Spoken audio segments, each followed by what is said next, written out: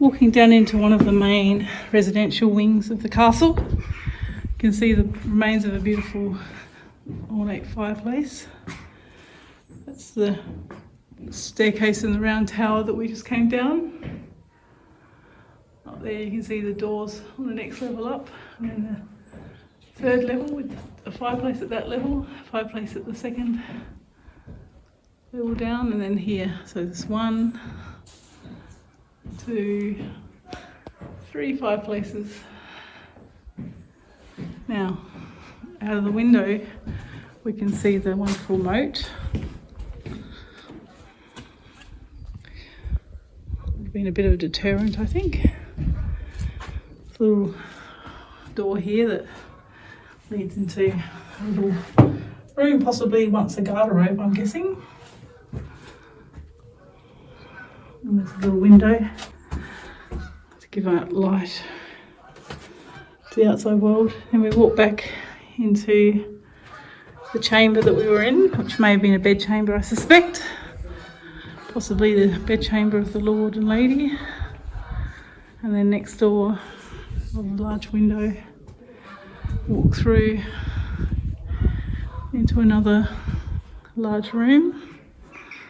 And this one had another beautiful fireplace with the scrolled stone work. 3 levels here again. You can look up and see them all. And another door which leads through to something which I suspect might have been the kitchens. So we'll just have a look through here. I love the way this is really worn, this stone here. So we're just walking through. Sort of a large, another fireplace.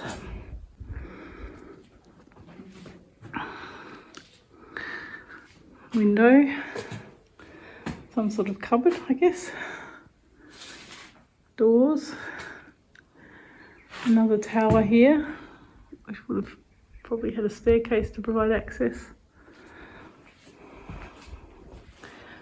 Little slit down there, not quite sure exactly how that works. But anyway, if we walk through this door here, I'm going to find what I think is possibly the kitchen. So we have 2 big cupboards there, and a window and another fireplace. Somewhere around here was the Lord's Hall, apparently, with a vaulted ceiling. It was in the living room, within the gatehouse.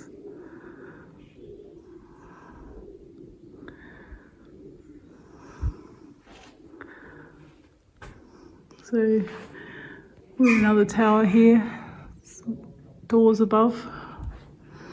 Lots of areas are closed off at the moment for conservation work. There's another doorway here that's closed off. Presumably that led on to the... I don't think this room is big enough for the Lord's Hall, that's for sure.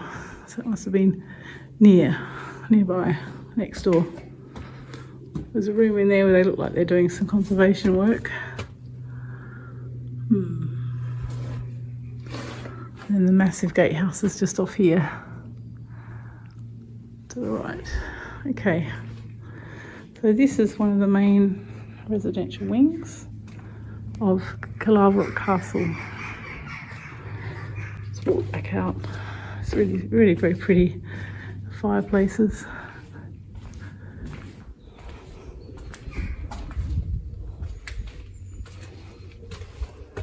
Worn down step. Probably scrolling on these fireplaces here. Large windows for letting in lots of light.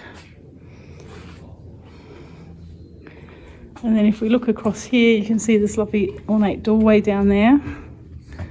In the distance is a tower with a pretty top, and then a large hall that's being restored at the moment. So if we go a little bit further along here, we can have a bit more of a look. So there's another one of the wonderful fireplaces with the scrolling.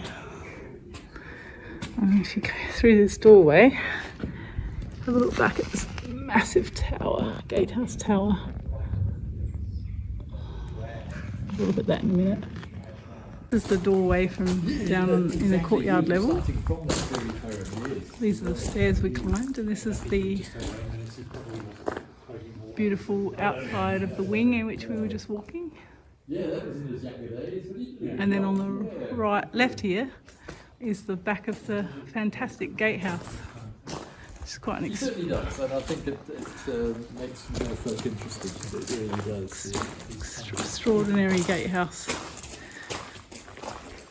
Assuming your colleague amusing on the way with the windows and the doors, everything seems to... Just going to walk back through the gatehouse so you can have a bit of a look.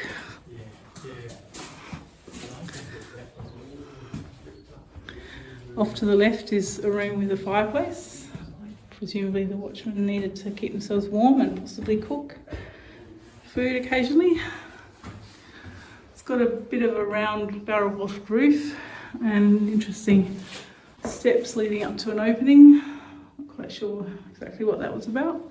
And then through this doorway, crossing the main passage through the gatehouse, is another pointed arch doorway. And here was another room with a little window, areas which are unfortunately shut at the moment. This is leading into the castle, and another barrel vaulted roof, and a door that we cannot go through. It's being restored at the moment. Pointed arch here. We're going back out through the castle gatehouse. Having a look. There might have been a murder hole here, I'm guessing. And then some sort of portcullis probably. It would have presumably been a drawbridge across the beautiful moat. And then, as you can see, the moat is quite wide, and there's actually another second moat which has not got water in it. So they really tried to amp up the fortifications, and when you turn around you see a stunning gatehouse with the beautiful little corbels on top which make it really distinctive. So you can see the moat surrounding the castle completely, and this is would have been a drawbridge. And those little slit holes for the arrows. It really would have been pretty daunting to try and approach this castle from outside and to take it. Apparently it was such a good defender that 60 men managed to hold off thousands in one battle, because the castle was so well constructed and good at deterring invaders. These sideways slits are unusual actually. Normally they're vertical slits, and there are a lot of horizontal slits on this castle. 3 going up this side, 1 on this side. Anyway, the beautiful Caerlaverock castle.